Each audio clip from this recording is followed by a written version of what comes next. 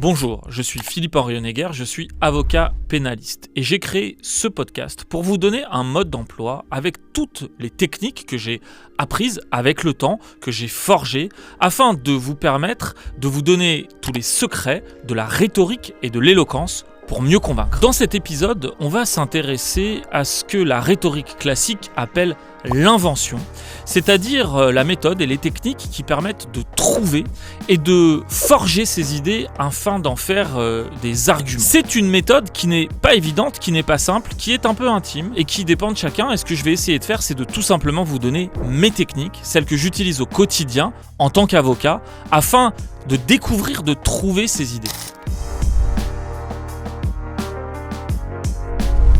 La manière dont j'envisage la chose est un peu comme un chercheur d'or. Et une idée est un peu comme une pépite qu'on va trouver à force d'avoir creusé, parfois avec difficulté, différents filons dont certains s'avèrent être sans intérêt. La manière dont on cherche ces idées est un peu la même. Ma méthode à moi, c'est d'abord de prendre une feuille de papier. Et sur cette feuille de papier, de noter tout ce qui me passe par la tête. C'est ce qu'on appelle parfois le brainstorming, c'est-à-dire d'aller chercher toutes les idées sur un sujet donné qui vont me paraître intéressantes ou pas, mais simplement de les noter et de les accumuler sur un papier. Dans ma pratique d'avocat pénaliste, il y a un certain nombre de choses qui peuvent m'aider à trouver ces idées. D'abord parce que j'ai un dossier. Et que dans ce dossier, par la lecture de ce dossier, il y a évidemment au moment de la lecture du dossier tout un tas d'idées qui vont me venir, et donc petit à petit je note des réflexions, des pistes qui à la fin vont être compilées pour permettre de me donner les bonnes idées. L'autre technique qui est souvent utilisée par les avocats pénalistes, mais qui peut être utilisée en réalité quand on prépare un discours politique ou simplement dans le cadre d'un discours pour un débat, c'est tout simplement d'aller chercher les arguments adverses. En utilisant et en collectant tous les arguments adverses, va vous venir tout un tas d'idées en réponse à ces arguments, et c'est toutes ces idées qu'il faut de la même manière noter et collecter. Utilisez la force de l'adversaire pour vous-même trouver votre force dans vos arguments. L'autre technique extrêmement utile est celle que j'appelle du sparring partner. Vous savez, dans la boxe, les boxeurs utilisent souvent un adversaire, un ami à eux, pour s'entraîner face à cet adversaire et que cet adversaire leur rende les coups ou évite les coups pour leur permettre à eux de s'améliorer. La technique du sparring partner quand on cherche des idées est un peu la même, c'est-à-dire trouver quelqu'un, un ami, quelqu'un qu'on estime et essayer de tester face à lui vos idées. Lui proposer quelles sont les différentes facettes du problème et qui vous donne son avis sur ce problème. Et face à l'avis, face à ces arguments qu'il va vous opposer, vous-même testez vos idées et voir ce qui marche pas, voir quelle est sa réaction, voir quelles sont les contre-argumentations qu'il va opposer à vos idées, et grâce à ça, aller affiner vos idées ou aller tester vos idées ou aller trouver des nouvelles idées pour réussir à trouver ces petites pépites, c'est-à-dire ces idées en or que vous permettrez d'utiliser par la suite. D'ailleurs, depuis quelques temps, un sparring partner d'évidence a surgi. C'est les intelligences artificielles, notamment ChatGPT. Et c'est vrai que vous pouvez tester cette technique-là en allant parler avec l'intelligence artificielle et voir ce qu'elle vous répond. Il n'est pas certain que les idées qu'elle va vous donner soient nécessairement les meilleures, mais en tous les cas, elles vous permettront de vous donner une idée et peut-être de faire surgir en vous ces nouvelles idées. Parce que s'il y a bien quelque chose quand on cherche des idées qui fonctionnent, c'est l'idée simplement d'avancer, de faire mouliner les choses, de tester, retester, s'interroger, petit à petit de voir que les choses vont se décanter et que c'est là que des bonnes idées et parfois des très mauvaises idées vont surgir pour que ensuite vous puissiez faire le tri. Et d'ailleurs, sur ce point, des études scientifiques ont démontré que quand on marche, simplement marcher, simplement aller se balader pendant une demi-heure, 3/4 d'heure, l'activité physique va faire monter l'activité cérébrale et que c'est dans ces moments-là que votre cerveau est le plus à même de trouver les meilleures idées. Raison pour laquelle d'ailleurs parfois moi ce que je fais c'est que je trouve un ami, ce fameux sparring partner, et plutôt que de me mettre à une table pour discuter, je vais faire une balade avec lui, une longue balade. Moi j'habite à Paris, le long de la Seine, on regarde le paysage, on croise des gens et on discute. Et cette discussion qui au départ a l'air de rien va petit à petit stimuler votre corps et votre esprit, et vous verrez que quasi systématiquement des nouvelles idées vont émerger et que c'est souvent ces idées-là qui seront les plus puissantes au final. Quand vous aurez collecté cet ensemble d'idées, qui parfois est très important. Il va falloir faire le tri. Et le premier tri que vous allez pouvoir effectuer est celui du doute. La méthode du doute. Un doute systématique qui va s'imposer systématiquement à toutes ces idées tout le temps. Vous reprenez chacune de ces idées et il vous appartiendra à ce moment-là de les questionner. Pourquoi ? Comment ? Est-ce que ça tient la route ? Pourquoi est-ce que ça tient la route ? Est-ce qu'on peut aller à la racine de cette idée pour comprendre en quoi elle nous semble intéressante ou pas ? Et c'est à travers ce questionnement, déjà que vous éliminerez les idées qui seront les moins intéressantes, mais surtout que vous arriverez à faire surgir de nouvelles idées et de nouveaux arguments qui ont réussi à passer ce test du doute. Et si elles passent ce test du doute, ça veut dire que vous arriverez à constituer le corpus des idées intéressantes, des idées fortes, de ces petites pépites qui vous permettront ensuite de construire votre argumentation. Et si jamais vous n'êtes pas sûr de vous, si jamais vous avez du mal à commencer, eh bien le mieux, comme toujours, quand on veut convaincre, c'est de réussir à se convaincre soi-même. Et donc d'aborder le problème avec un peu de recul, avec une certaine légèreté initialement. Et simplement de vous poser la question, mais est-ce que je suis convaincu de ce que je veux dire ? Et si je suis convaincu, pourquoi je suis convaincu ? Quelle est la première idée ? Quel est le premier argument ? Quelle est la première émotion ? Quelle est la première impression qui conduit votre conviction ? Et c'est à partir de ce petit fil-là de départ, si vous vous interrogez avec sincérité, que vous arriverez à tirer toute la bobine de vos idées et que petit à petit les choses vont se dérouler et que petit à petit les choses vont se mettre en place. Donc utilisez cette technique de vous convaincre vous-même pour ensuite réussir à trouver ces idées fortes qui permettront de convaincre les autres. Dans ma pratique d'avocat pénaliste, trouver des idées va souvent revenir d'abord à me plonger dans le dossier et aller trouver les éléments qui vont dans le sens de la défense de mon client. Mon sparring partner, mon premier sparring partner, c'est mon client. Je vais parler du dossier avec lui, il va me répondre, il va me donner ses idées, il va me donner son point de vue et à partir de ce qu'il me dit, je vais aller creuser dans le dossier pour trouver des pépites. Et c'est vrai que parfois on a l'image, et elle est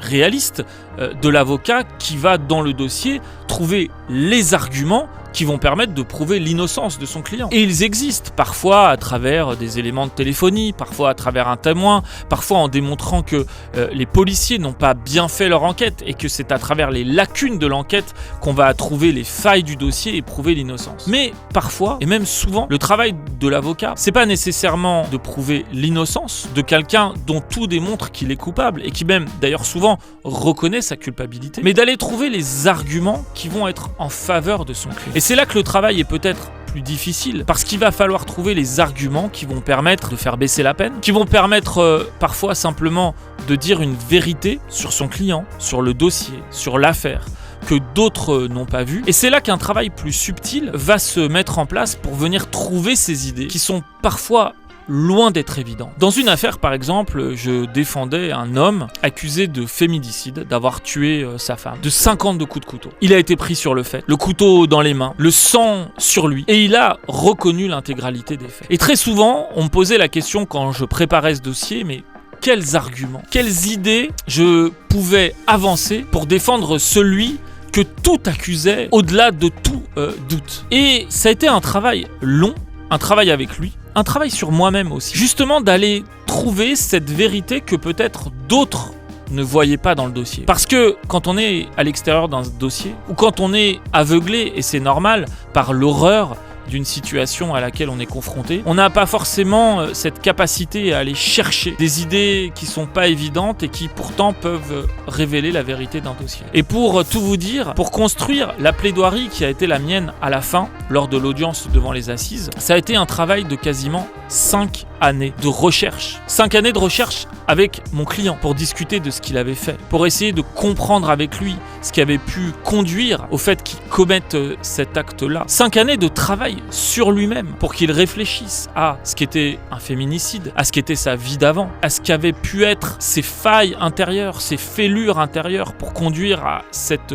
violence-là. 5 années de recherche de mon côté aussi pour comprendre comment fonctionnaient les féminicides, pour travailler avec des des experts, avec des psychologues, avec des psychiatres, pour savoir quels étaient les mécanismes psychologiques qui pouvaient conduire à ce genre de comportement. Et puis 5 années, tout simplement, de réflexion par rapport à moi-même. Qu'est-ce que j'avais envie de dire ? Qu'est-ce que j'avais pas envie de dire ? Évidemment que j'avais pas envie de dire que ça pouvait être légitime, que ça pouvait être compréhensible, que ça pouvait être acceptable. Et ça, je le dirais pas. Et j'avais pas envie de le dire. Mais en même temps, j'avais envie de dire ce que je ressentais de cet homme-là. J'avais envie de parler de la souffrance qui était la sienne, mais qui en rien n'effaçait la souffrance de la victime. J'avais envie de raconter quel avait été peut-être son parcours ce jour-là, et comment est-ce que la violence qu'il avait exprimée était le résultat d'une violence qu'il n'avait jamais pu exprimer par le passé, qu'il avait subie sans l'exprimer, sans la justifier, mais simplement pour l'expliquer. Et puis aussi de voir en quoi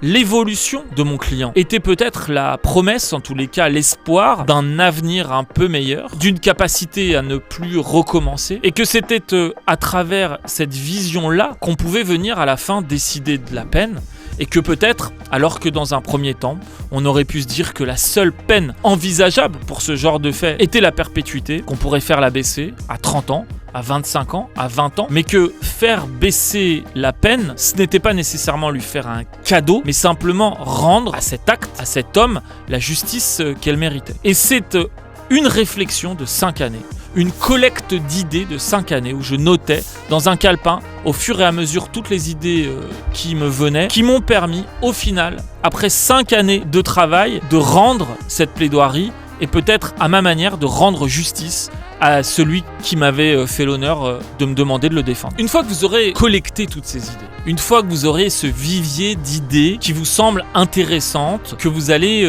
pouvoir utiliser, il est temps non seulement de faire le tri entre ces idées pour voir celles qui seront les plus efficaces, mais également de forger ces idées pour qu'elles deviennent des arguments. La différence entre une idée et un argument, c'est que l'argument devient une arme, devient utilisable pour essayer de convaincre. L'argument doit être forgé de telle manière à ce qu'il puisse être inséré dans une stratégie argumentative, dans le but au final d'être utile à la démonstration qui est la vôtre. Et c'est comme ça qu'on va faire le tri. Cette idée, elle peut être intéressante, mais si elle ne sert pas au final votre propos, si elle n'est pas efficace pour convaincre, ça reste une idée et ça ne deviendra pas un argument. Et donc, vous avez fait passer ces idées à travers le grill du doute, à travers le questionnement, à travers la capacité à convaincre votre sparring partner.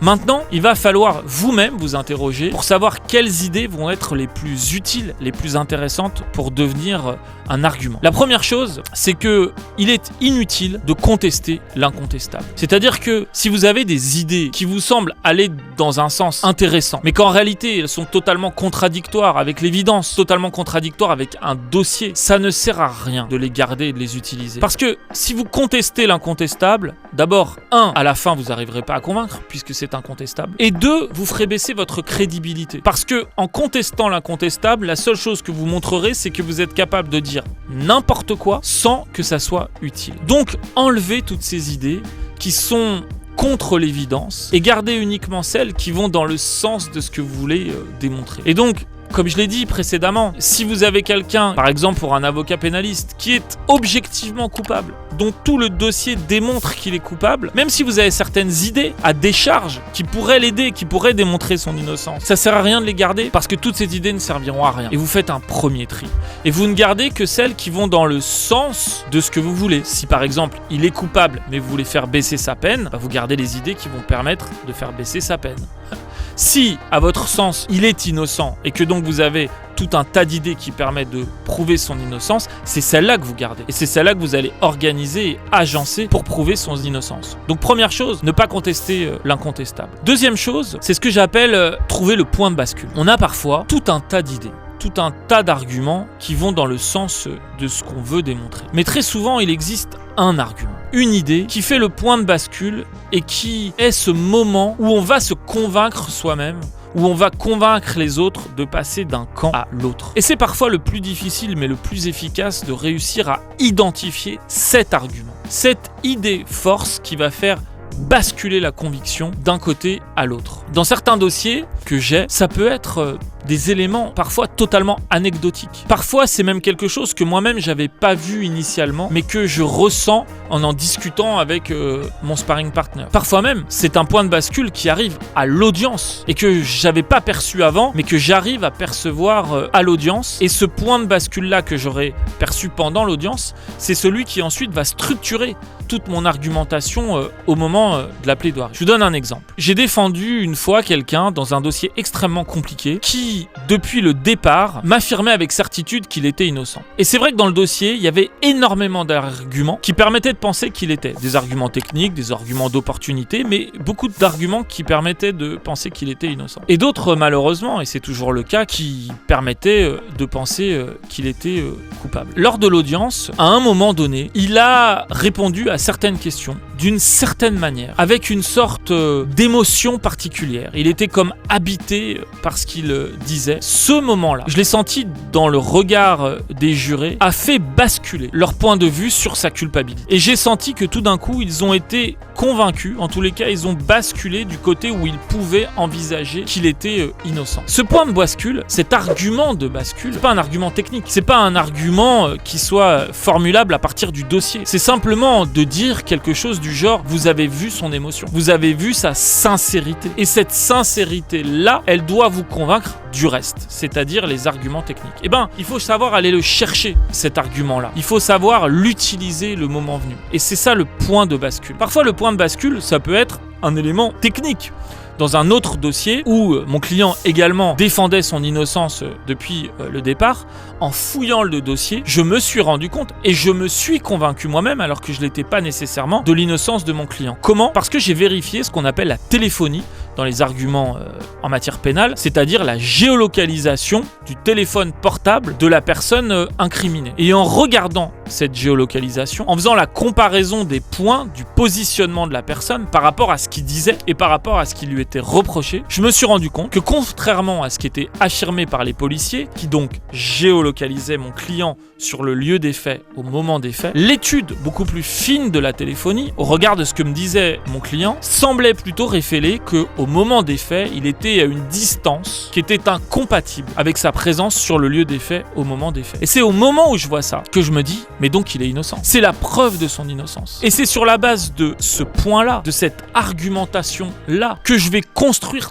tout le reste de ma stratégie pour réussir à démontrer son innocence. Mais ce n'est qu'une fois que j'ai réussi à identifier cette idée en or, ce point de bascule qui cette fois-là était totalement technique, que je peux réussir à commencer à construire mon argumentation et à décliner l'ensemble des autres arguments qui vont venir étayer cet argument principal. Il faut maintenant parler d'un autre type d'argument un peu particulier qui ne fait pas nécessairement partie de ces idées que vous trouverez dans le dossier ou dans le débat en question, mais qui sont des idées, des arguments plus larges qu'on utilise et qu'on réutilise habituellement dans les discours. Chez les avocats, on appelle ça les tiroirs. Dans la rhétorique classique, on appelle ça les topoi, le topos, c'est-à-dire une idée générique, générale, qu'on va utiliser et réutiliser et qui va servir à étayer son argumentation. Je dois vous dire que j'ai mis pas mal de temps à comprendre exactement de quoi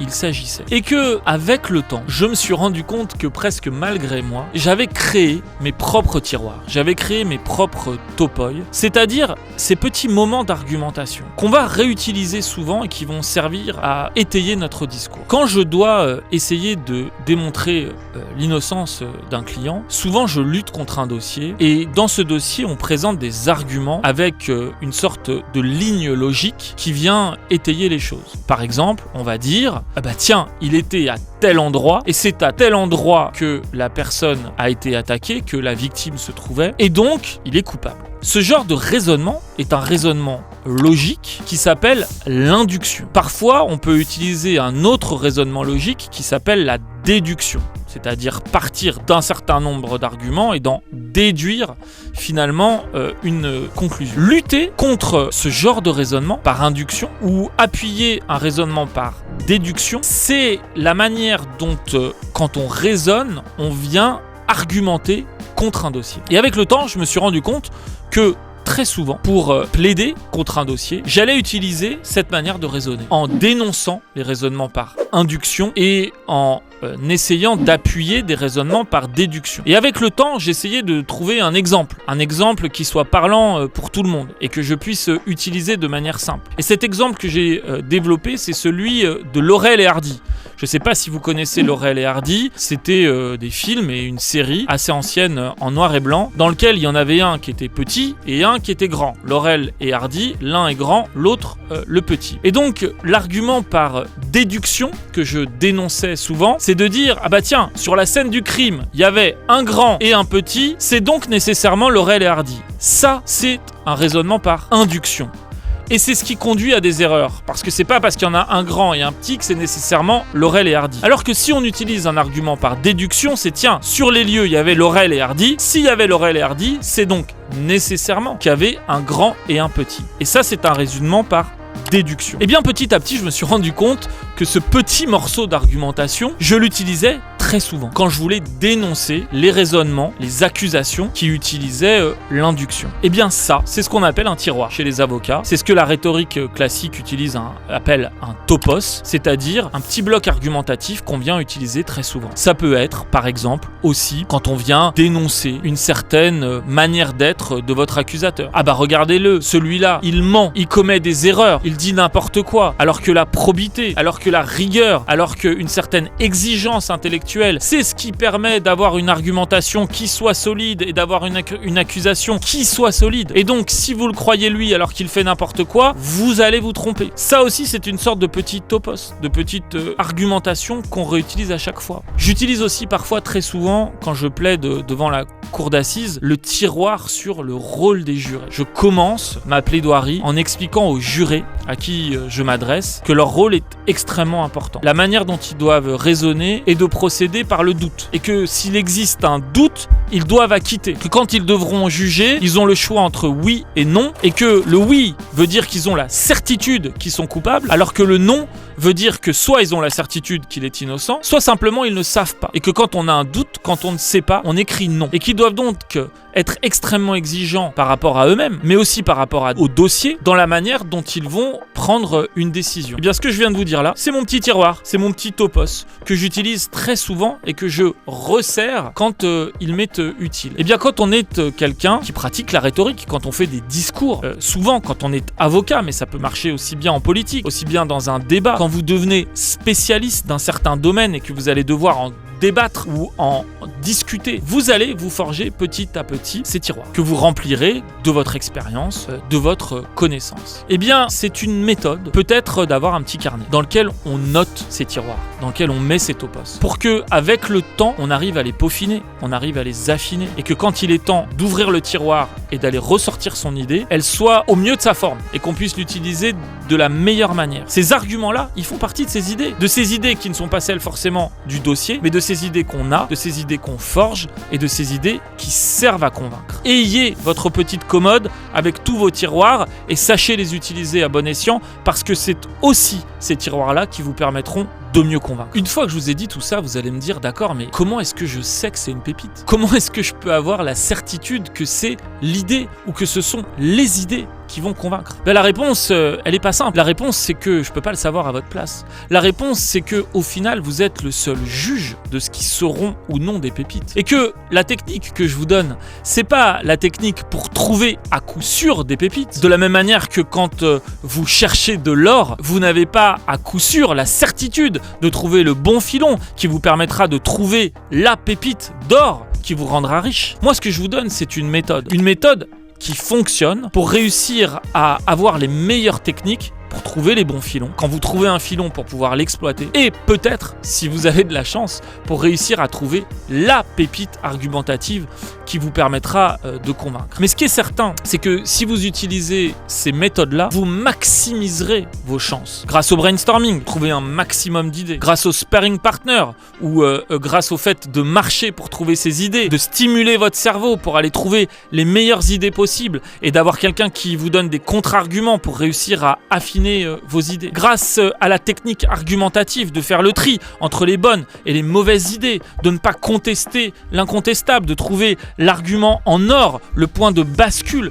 qui permettra de structurer votre argumentation. Grâce au tiroir, d'avoir une réserve de bonnes idées que vous savez être bonnes et qui pourront être utilisées pour mettre en valeur votre discours. Ça ne veut pas nécessairement dire que vous aurez à coup sûr des pépites. Ça ne veut pas nécessairement dire que à coup sûr vous allez réussir à convaincre, surtout si c'est un cas très difficile, parfois même un cas perdu d'avance. Mais ce qui est certain, c'est que vous aurez l'ensemble des méthodes qui permettront d'optimiser votre manière de trouver des bonnes idées. Et que si vous pratiquez jour après jour, année après année, grâce à ces méthodes-là, vous aurez en tous les cas la certitude que vous pourrez aller au maximum de ce que vous aurez à trouver et qu'au final, vous pourrez constituer, grâce aux idées, aux bonnes idées, aux idées en or, l'argumentation qui vous permettra de convaincre au mieux. Parce que la rhétorique, c'est pas des formules magiques, c'est pas un secret qui permet de gagner à tous les coups. La rhétorique, c'est un ensemble de techniques, parfois difficiles, parfois rébarbatives, mais qui vous permettent, en tout cas, avec l'effort, de réussir à mettre toutes les chances de votre côté. Et mettre toutes les chances de votre côté,